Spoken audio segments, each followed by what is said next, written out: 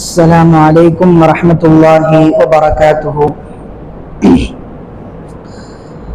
الحمد لله رب العالمين، والصلاة والسلام على خاتم النبيين وعلى آله الطيبين وأصحابه الطاهرين والمؤمنين والمسلمين كلهم أجمعين. أما بعد، فقد قال الله سبحانه وتعالى في القرآن المجيد وفي كلامه القديم: أعوذ بالله من الشيطان الرجيم بفضل بسم الله الرحمن الرحيم. ونفس وما سواها قد أفلح من زكاها صدق الله العظيم. وقال نبينا محمد رسول الله صلى الله عليه وسلم: إنما الأعمال بالنيات وإنما لكل امرئ ما نوى كما قال عليه الصلاة والسلام. எல்லா புகழும் அல்லாஹ் சுப்ஹானஹு வ தஆலா ஒருவனுக்கே உரித்தாகுக. அவனது சலாத்தும் சலாமும் கண்மணி நாயகம் ஸல்லல்லாஹு அலைஹி வஸல்லம் அவர்களின் மீதும், அன்னார தூய வாழ்க்கையை பின்பற்றி வாழ்ந்த உத்தம சத்திய சஹாபாக்கள், தாபிஈன்கள், தபுத் தாபிஈன்கள், நாதாக்கள், சுஹதாக்கள், நல்லோர்கள், மேலும் இந்த நல்ல ஜுமா நாளிலே வீற்றிருக்கக்கூடிய நம் அனைவரின் மீதும் என்றென்றும் நிறைவாக உண்டாவதாக. ஆமீன். எல்லாம் அல்ல அல்லாஹ் சுப்ஹானஹு வ தஆலா தன்னுடைய அருள்மறை குர்ஆனிலே இப்படி ஒரு வசனத்தை கூறுகின்றான்: வனஃப்ஸி வமா ஸவ்வாஹா. எவர் தன்னுடைய ஆத்மாவை, தன்னுடைய ஆன்மாவை செம்மையாக்கி கொண்டாரோ, அதை சீராக்கி கொண்டாரோ, அவர்கள் மீது சத்தியமாக கத் அஃப்லஹ மன் ஸக்காஹா, தன்னுடைய உள்ளத்தை பரிபூர்ணமாக பரிசுத்தமாக ஆக்கி கொண்டவர் அவர் வெற்றி பெற்று விட்டார் என்று அல்லாஹ் கூறுவான். இந்த உலகத்தில் மனிதர்களாக படைக்கப்பட்டு இந்த இஸ்லாமிய சன்மார்க்கம் கொடுக்கப்பட்ட ஒவ்வொரு முஸ்லிமும் இந்த வசனத்தை கூர்ந்து கவனிக்க கடமைப்பட்டிருக்கின்றார்கள். அல்லாஹ் எந்த ஒரு பொருளின் மீதும் சத்தியம் செய்வதாக இருந்தால் அந்த பொருளினுடைய மகத்துவத்தை உணர்த்துவதற்காகத்தான் அல்லாஹ் சத்தியம் செய்கின்றான். அதன் வகையில் தான் அல்லாஹ் சத்தியமிட்டு கூறுகின்றான்: ஆன்மாவின் மீது சத்தியமாக. எப்படிப்பட்ட ஆன்மா? தன்னுடைய ஆன்மாவை பரிபூர்ணமாக சுத்தமாக்கி கொண்டவர், மற்றவர்களை பற்றி தவறான எண்ணத்தில் இருந்து பொய் புறப்பு, மற்றவர்களை குரோதம் கொள்வது, வஞ்சகம் செய்வது, புறம் பேசுவது, கோல் மூட்டுவது, மார்க்கம் தடுத்த அனைத்து வகையான மோசமான குணங்களை விட்டும் தன்னுடைய உள்ளத்தை பரிபூர்ணமாக சுத்தமாக்கி கொண்டவர், தூய்மையாக்கி கொண்டவர். இந்த உலகத்தில் அவர் வெற்றி பெற்று விட்டார் என்று அல்லாஹ் கூறுகின்றான். அல்லாஹ் ஒரு முஸ்லிமிற்கு வெற்றியான சான்றிதழை வழங்குகின்றான் என்றால் அவர் உள்ளத்தை பரிசுத்தமாக்கி கொண்டவராக இருக்க வேண்டும். எனவே முஸ்லிமினுடைய முதல் நோக்கம், அவர் எந்த இபாதத்தை செய்வதாக இருந்தாலும் அல்லாஹ் சொல்கின்றான்: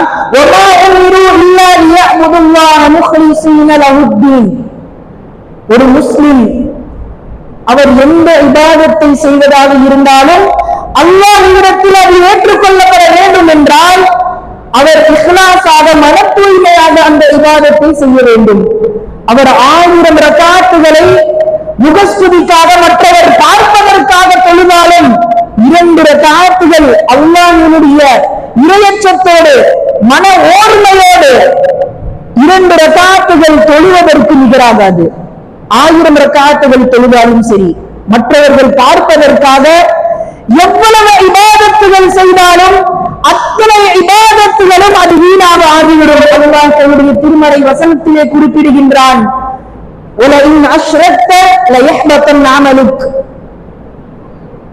நீங்கள் எந்த அமலை செய்தாலும் அல்லாஹ்வுக்கு இணை கற்பித்து விட்டால், முகஸ்துதி என்ற அல்லாஹ்வுக்கு இணை கற்பித்து விட்டால் அதற்கு பிறகு உங்களுடைய எந்த ஒரு அமலும் உங்களுக்கு பலனளிக்காது. அல்லாஹ் உங்களுடைய அமல்களை அப்படியே உங்களின் மீது எரிந்து விடுவான், தூக்கி எரிந்து விடுவான். அது எந்த பலனையும் அளிக்காது.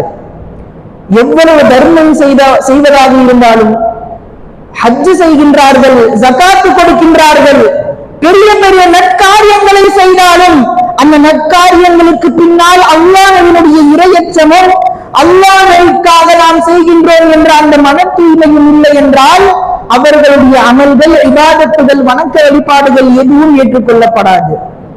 அல்லாஹ் அழித்து விடுகின்றான் என்று சொல்கின்றான். உங்களுடைய அமல்கள் எல்லாவற்றையும் அல்லாஹ் நாசமாக்கி விடுகின்றான், நாசமாக ஆகிவிடும் என்று அல்லாஹ் தன்னுடைய திருமறையில் கூறுகின்றான். எனவே எல்லாவற்றிற்கும் பின்னாலும் மன தூய்மை என்ற அந்த அடிப்படையான விஷயம் ஒரு முஸ்லிமிடத்தில் இல்லை என்றால் எவ்வளவு பெரிய இபாதத்துகளும் அவனுக்கு பலனளிக்காது. அது மறுமையில் அவருக்கு அந்த நற்காரியங்களுக்காக கூலியும் வழங்கப்படாது. அல்லாஹ் சுப்ஹானஹு வ தஆலா வணக்கங்களின் அடிப்படையே இஹ்லாஸ் என்ற மன தூய்மை, மன ஓர்மை, இறைவனுக்காக செய்கின்றோம் என்ற அந்த எண்ணத்தை கொண்டுதான் எல்லா இபாதத்துகளையும் கட்டமைத்திருக்கின்றான்.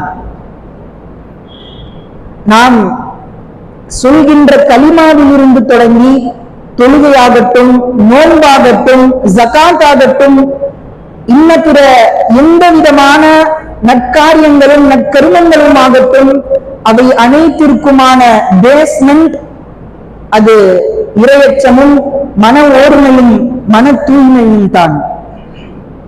இவைகளெல்லாம் இல்லாமல் எந்த ஒரு அமலும் நமக்கு பலனளிக்காது, அதற்கு கூலியும் வழங்கப்படாது.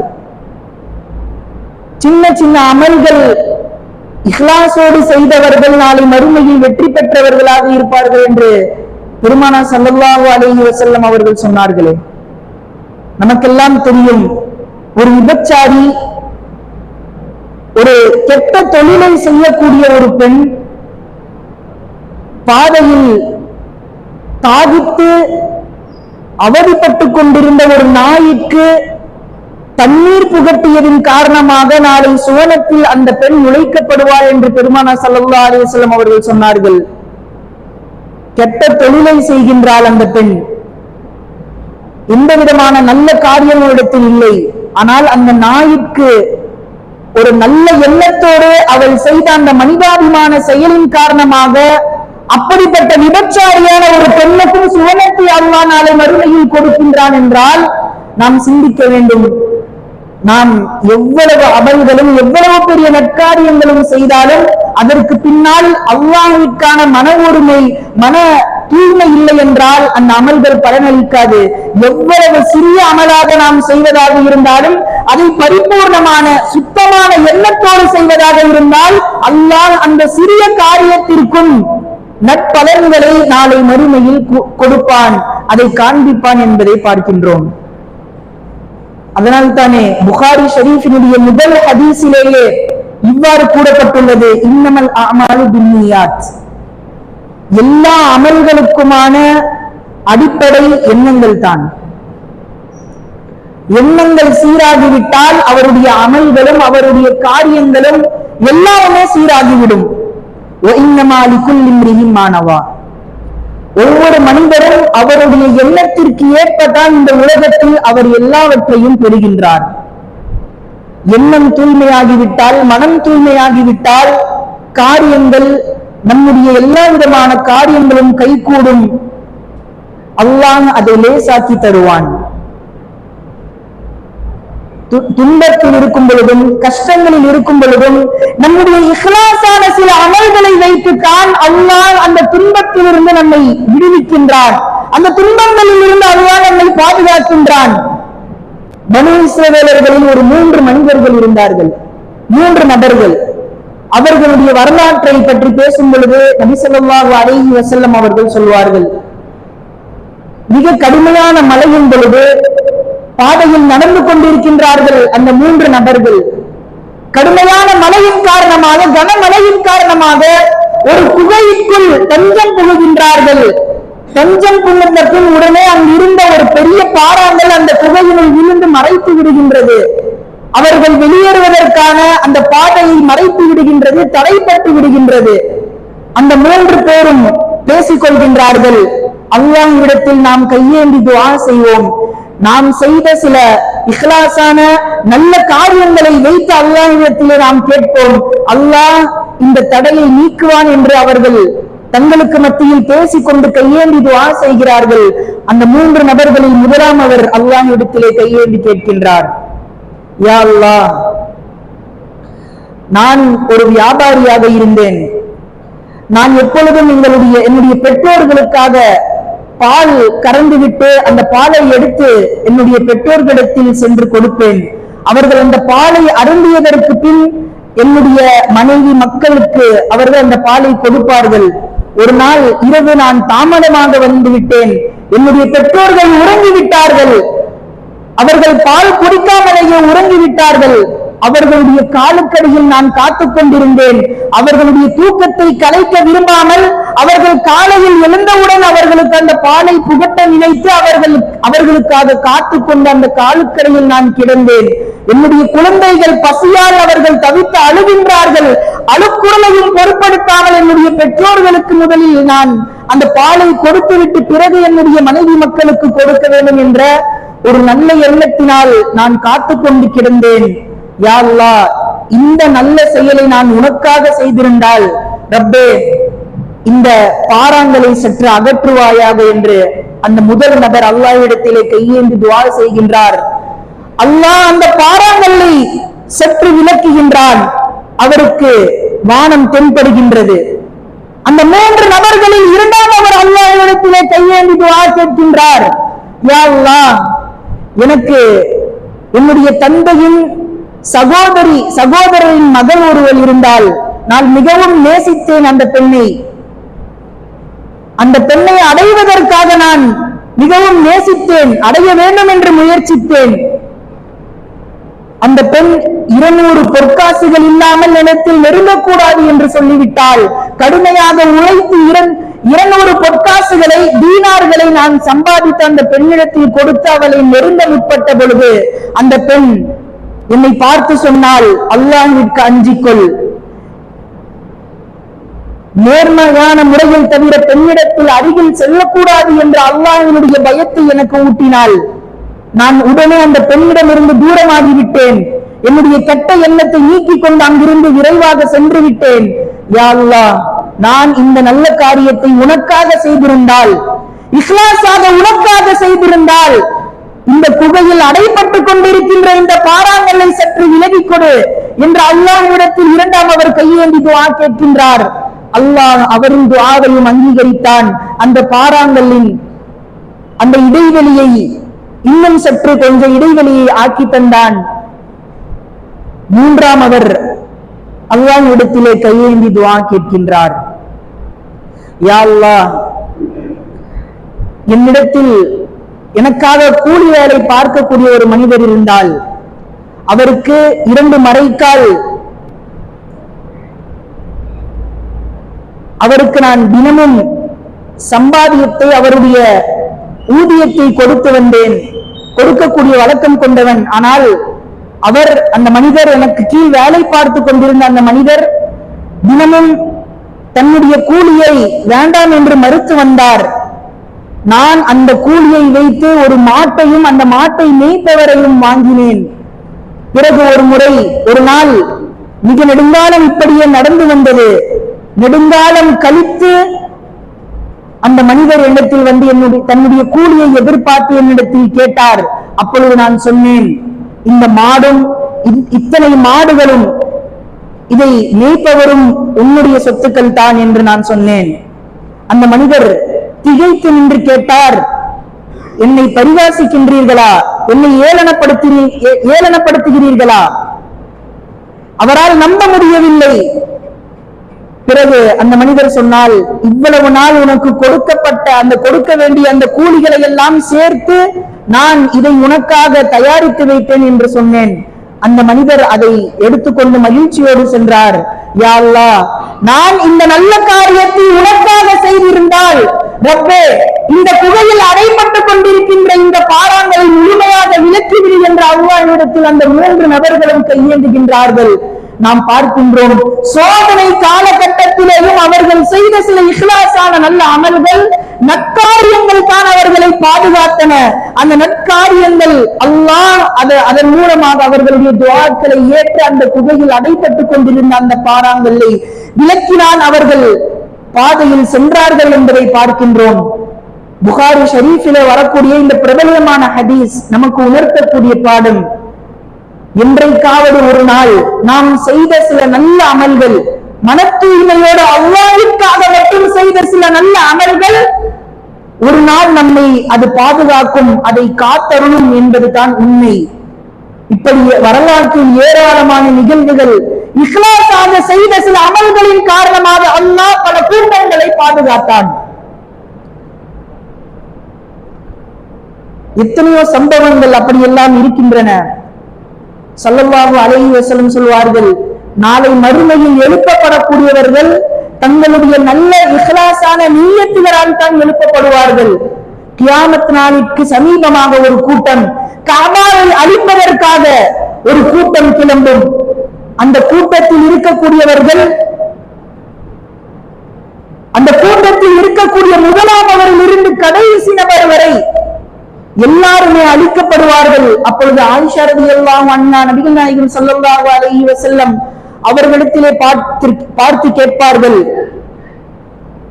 அவலைஸ மின்ஹும், அந்த கூட்டத்தில் இல்லாத மக்களும் அந்த ஊரோடு சேர்த்து அழிக்கப்பட்டு விடுவார்களா என்று சொல்லும் பொழுது நபிகள் நாயகம் ஸல்லல்லாஹு அலைஹி வஸல்லம் சொல்வார்கள், யுக்ஸஃபு பி அவ்வலிஹிம் வ ஆகிரிஹிம், அந்த ஊரில் இருந்த எல்லாருமே அழிக்கப்படுவார்கள்.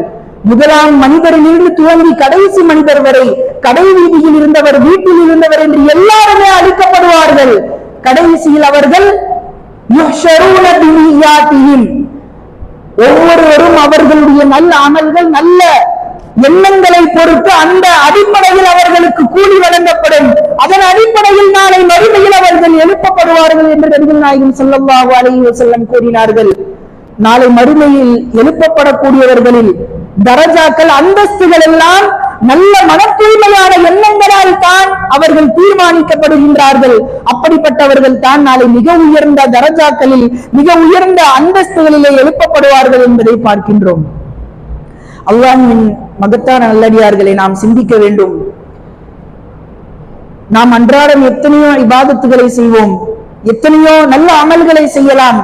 ஆனால் எல்லாவற்றுக்கும் பின்னாக இந்த இஹ்லாஸ், இந்த நல்ல எண்ணம் மட்டும் இல்லை என்றால், முகஸ்துதிக்காக, பெருமைக்காக, மற்றவர்கள் புகழ வேண்டும், மற்றவர்களை காட்டிலும் நான் தான் சிறந்த அமல்களை, சிறந்த நன்மைகளை, சிறந்த நற்காரியங்களை செய்கின்றேன் என்ற பகட்டு கௌரவத்திற்காக செய்யக்கூடிய எந்த அமலும் அல்லாஹ்விடத்தில் ஏற்றுக்கொள்ளப்படாது. அந்த அமல்களை செய்தாலும் என்ன, செய்யாவிட்டாலும் என்ன, அவர்களுக்கு அது பலன் அளிக்காது. எனவே அடிப்படையான விஷயம் மன தூய்மை.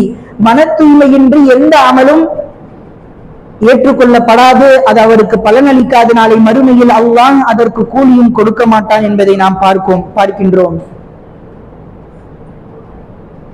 முற்காலத்தில் ஒரு மனிதர் வாழ்ந்து வந்தார்.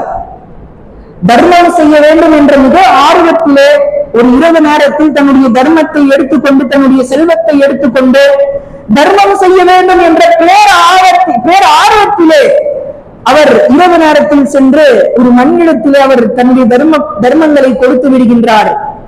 காலையில் எழுந்து பார்க்கும் பொழுது மக்கள் பேசிக் கொள்கின்றார்கள், நீ கொடுத்த தர்மம் ஒரு திருடனிடத்தில் நீ கொடுத்து விட்டாய் என்று மக்கள் எல்லாம் பேசிக் கொள்கின்றார்கள். அந்த மனிதர் அல்லாஹ்விற்கு நன்றி செலுத்துகின்றார். திருடனுக்கு தர்மம் செய்ய வைத்த அல்லாஹ், ரப்பே உனக்கே எல்லா புகழும் என்று அந்த மனிதர் அல்லாஹ்வை புகழ்ந்து பாடுகின்றார். இரண்டாம் நாள் அதே போல ஒரு இரவு நேரத்தில் தர்மம் செய்வதற்காக வெளியிலே கிளம்புகின்றார். பார்த்தால் ஒரு பெண்ணுக்கு அவர் தர்மம் செய்துவிட்டு போகின்றார். காலையில் எழுந்து மக்கள் பேசிக் கொள்வதை கேட்டால் மக்கள் பேசிக் கொள்கின்றார்கள், ஒரு விபச்சாரிக்கு அவர் தர்மம் கொடுத்து விட்டார் என்று. பிறகும் அந்த மனிதர் அல்லாஹ்விற்கு நன்றி செலுத்துகின்றார்.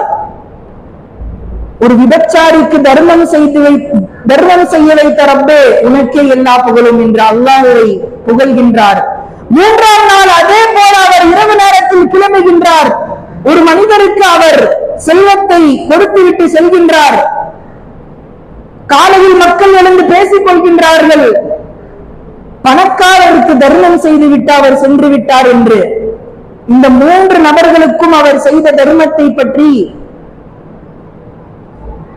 யாரோ ஒரு மனிதர் அந்த தர்மம் செய்தவரிடத்திலே வந்து சொல்கின்றார், நீ முதல் நாள் செய்த தர்மம் நீ நல்ல எண்ணத்தில் செய்திருக்கின்றாய், அந்த திருடனுக்கு நீ கொடுத்த அந்த தர்மத்தினால் இதற்கு மேல் அவர் திருடாமல் இருக்க வாய்ப்பிருக்கின்றது, அல்லாஹ் அவருடைய வழியை சிறப்பாக ஆக்க வாய்ப்புள்ளது, உன்னுடைய தர்மத்தின் காரணமாக அல்லாஹ் அவருக்கு நேர் வழி காட்டுவான்.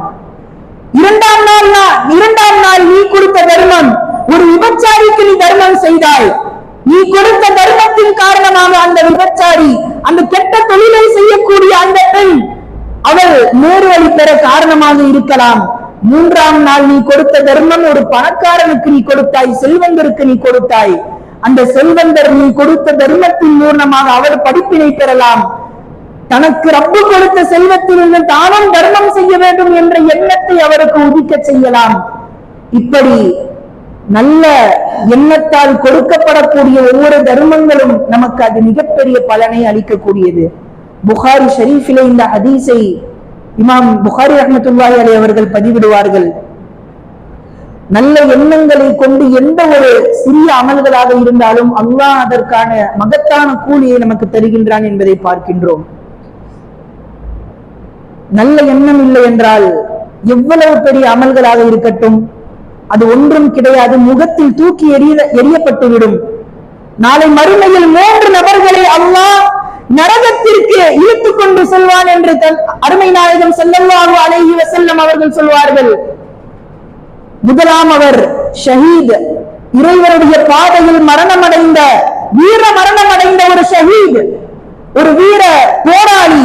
நாளை மறுமையில் அவர் கொண்டு வரப்படுவார். அல்லாஹ் அவரிடத்திலே கேட்பான், உனக்கு நான் கொடுத்த அருட்கொடைகளை நீ நினைத்து பார் என்று சொன்னதும் அவரும் நினைத்து பார்ப்பார். பிறகு இந்த அருட்கொடைகளை வைத்து நீ என்ன செய்தாய் என்று அல்லாஹ் அந்த மனிதனிடத்திலே கேட்பார். அந்த ஷஹீத் பதில் சொல்வார், நான் உன்னுடைய பாதையில் ஜிஹாத் செய்தேன், இறைவனுடைய பாதையில் போரிட்டு மரணமடைந்தேன் என்று சொல்வார். காத்தல்து ஹத்தா அஸ்தஷ்ஹது, நான் போரிட்டேன், நான் ஷஹீதுமானேன் என்று சொல்வார். அல்லாஹ் பிறகு சொல்வான், கால கதபத, நீ பொய் சொல்கின்றாய், வலாக்கின்னக லிஅன் யுகால ஹுவ ஜரீஉன், நீ செய்த இந்த போர் நீ வீர மரணம் அடைந்து இருக்கின்றாய். இந்த வீர மரணம் அடைந்தது அல்லாஹ்வுக்காக எனக்காக கிடையாது, மாறாக மக்கள் உன்னை பெரிய போராளி, உன்னை வீரமானவர் என்று சொல்வதற்காக மக்களினுடைய புகழை எதிர்பார்த்து நீ செய்தாய். எனவே மலக்குகளிடத்தில் அல்லாஹ் கட்டளையிடுவான், அவருடைய முகத்தை இழுத்துக் கொண்டு நரகத்திலே அவர் போடப்படுவார். உல்கிய ஃபின்னார், ஷஹீதுடைய நிலைமையும் நாளை மறுமையில் இஹ்லாஸ் இல்லை என்றார், அவளும் நரகத்திற்கு தான் செல்வார். இரண்டாம் அவர் மிகப்பெரிய கல்வியை படித்தவர், தான் கற்ற கல்வியால் மக்களுக்கு பெரிய ஒரு புரட்சியை ஏற்படுத்திய ஒரு கல்விமான். அல்லாஹ் அந்த மனிதரை அழைப்பான், அவருக்கு அல்லாஹ் கொடுத்த அருட்கொடைகளை பற்றி சொல்வான், அவரும் நினைவு கூறுவார். அந்த மனிதத்திலே அல்லாஹ் கேட்பான், நான் கொடுத்த கல்வியின் மூலமாக நீ என்ன செய்தாய்? அவர் சொல்வான், நான் கல்வியை கற்பித்தேன், மக்களுக்கு என்னுடைய கல்வியின் மூலமாக நான் பெரிய புரட்சியை செய்தேன் எல்லாம் சொல்வார். ஆனால் அல்லாஹ் சொல்வான், நீ பகட்டு கௌரவத்திற்காக உன்னை எல்லாம் புகழ வேண்டும், நீ பெரிய ஆலிம், நீ பெரிய காரி, நீ பெரிய கல்விமான் என்று மக்கள் உன்னை புகழ வேண்டும் என்பதற்காக நீ கல்வி கற்பித்தாய் என்று அந்த மனிதருக்கு அல்லாஹ் சொல்வான். பிறகு அவரும் முகத்தை இழுத்துக் கொண்டு வரப்பட்டு நரகத்திற்கு போடப்படுவார். மூன்றாவதாக மிகப்பெரிய ஒரு தர்ம கர்த்தர், தர்ம வல்லல், தன்னுடைய வாழ்க்கையில் எல்லா செல்வத்தையும் இறைவனுடைய பாதையில் செலவழித்த பெரிய ஒரு தர்மவாதி, நாளை மறுமையில் அவரும் இழுத்துக் கொண்டு வரப்படுவார். அல்லாஹ் கேட்பான், நான் கொடுத்த அருட்கொடைகளை வைத்து நீ என்ன செய்தாய்? அவர் சொல்வார், நான் தர்மம் செய்தேன், என்னுடைய எல்லா செல்வத்தையும் நான் உன்னுடைய பாதையில் செலவழித்தேன் என்பார்.